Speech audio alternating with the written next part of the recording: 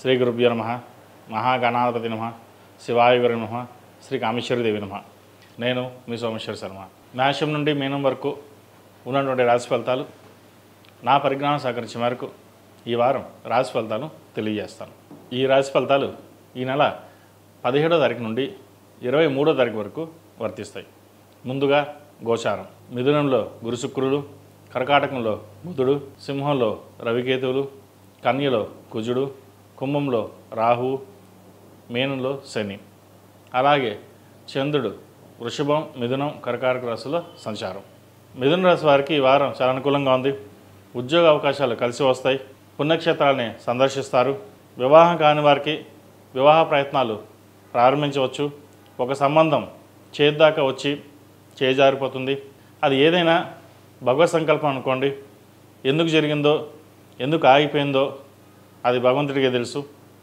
కానీ ప్రయత్నం లోపం లేకుండా మనం చక్కగా చేస్తున్నాం, సంబంధం కుదురుతుంది అనుకుంది ఇలా అయిందని ఒక బాధపడతారు. సరే, అవన్నీ పక్కన పెట్టి వచ్చిన అవకాశాలని సద్వినియోగపరచుకోవడం, వివాహ ప్రయత్నాలు ప్రారంభించండి. జన్మరాశిలో గురువు బలంగా ఉన్నారు. అదేవిధంగా దశమంలో శని, ఏకాదశం, ద్వాదశంలో కూడా ఈ రాశి వారికి సర్వాష్టక వర్గుల్లో పాయింట్ బలంగా ఉన్నాయి. కాబట్టి వ్యాపార రీత్యా, ఉద్యోగ రీత్యా చాలా అనుకూలంగా ఉంటుంది. వీరికి విదేశాలకు వెళ్ళే ప్రయత్నాలు చేసేవారికి అనుకూల కాలం. పిఆర్ కోసం, గ్రీన్ కార్డ్ కోసం, హెచ్1బి కోసం ప్రయత్నిస్తున్న వారికి ప్రయత్నాలు ప్రారంభించవచ్చు.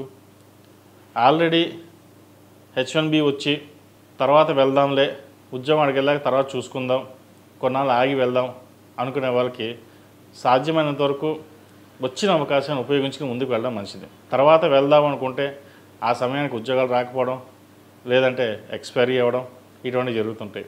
మనకు వచ్చిన అవకాశాన్ని సద్వినియోగపరచుకోవడం. కొంతమంది హెచ్1బి కోసం చాలా ప్రయత్నాలు చేస్తున్నారు, లాటరీలో రాకపోవడం.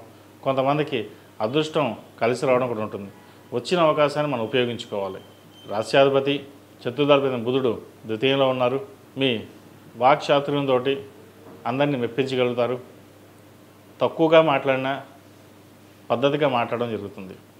కాబట్టి ఎటువంటి సంకోచం లేకుండా కెరీర్ మీద ఫోకస్ చేయండి. వ్యాపారస్తులకు వ్యాపారపరంగా చిన్న చిన్న డిస్టర్బెన్సెస్ ఉంటాయి. అయితే నష్టం మటుకి వాటిల్దు. రూపాయికి రూపాయి ఖర్చు అవుతుంది. కానీ ఇది కూడా అదృష్టం అనుకోవాలి. ఎందుకంటే ఖర్చు పెడుతున్నామంటే ఖర్చు వస్తుంది కాబట్టి. అయితే వచ్చిన పావలనో రూపాయో కాస్త సేవింగ్స్కి అనేది పెట్టడం చెప్పదగినది. అది భవిష్యత్ కార్యాచరణకి ఉపయోగపడుతుంది. నూతన గృహ నిర్మాణ పనులు చేపడతారు. ఒక ఇల్లు కానీ ఫ్లాట్ కానీ కొనుగోలు చేస్తారు. వాహన యోగం ఉంది. అన్నిటికంటే ముఖ్యంగా పిల్లల వివాహం కోసం బంగారాన్ని సేవింగ్స్ రూపేణ చేయగలుగుతారు. ఇది మంచి తరుణం అని చెప్పచ్చు. విద్యార్థులకు కాలం అనుకూలంగానే ఉంది. విదేశీ వ్యవహారాలు సానుకూలపడతాయి. అదేవిధంగా రావాల్సిన బెనిఫిట్స్ ఏవైతే ఉన్నాయో వీరికి లభిస్తాయి, కానీ ఉపయోగించుకోరు. వాటి విషయంలో జాగ్రత్త వహించండి. విదేశీ వ్యవహారాలకు సంబంధించి సానుకూలంగా ఉన్న ప్రభుత్వపరమైన బెనిఫిట్స్ కూడా వీరికి లభిస్తుంది. స్కాలర్షిప్స్ రావడం, లేదా ఎడ్యుకేషన్ లోన్ మంజూరు అవడం, ఇటువంటివి జరుగుతాయి. ఈ రాశిలో జన్మించిన స్త్రీలకు వృత్తి ఉద్యోగాల పరంగా, వ్యాపార పరంగా అనుకూలంగా ఉంటుంది. ఆరోగ్యరీత్యా కాస్త జాగ్రత్తలు తీసుకోవాలి. ఎక్కువగా మెంటల్ టెన్షన్స్ అవ్వడం, ఉన్నది లేనిది ఉన్నట్టుగా ఊహించుకోవడం, మనకే ఎందుకు ఇలా జరుగుతోంది, మనకంటే తర్వాత వచ్చిన వాళ్ళు ఉద్యోగంలో రాణించడం, వాళ్ళు పైకి వెళ్ళడం, మనం ఇక్కడే ఉన్నాం, ఎందుకున్నామని అర్థం కాని పరిస్థితి గోచరిస్తుంది. సంపాదన ముఖ్యం కాదు, మన వ్యక్తిత్వమే మనం నిలబెడుతుంది. ఈరోజు రూపాయి తక్కువ రావచ్చు, కానీ వ్యక్తిత్వం పోతే అనే భావంతో మీరు ఉంటారు. అది ఒకందుకు మంచిదే. ఈ రాశివారు ప్రతిరోజు ప్రతినిత్యం ఓం నమః శివాయతో దీపారాధన చేయడం, అలాగే కరంగులి మాల మెడలో వేసుకోవడం చెప్పదగిన సూచన. కుదిరితే ప్రతిరోజు హనుమాన్ చాలీసా, దక్షిణామూర్తి స్తోత్రాన్ని పఠించడం చెప్పదగిన సూచన. ఈ రాశిలో జన్మించిన వారికి కలిసి వచ్చే సంఖ్య 7, కలిసి వచ్చే రంగు తెలుపు.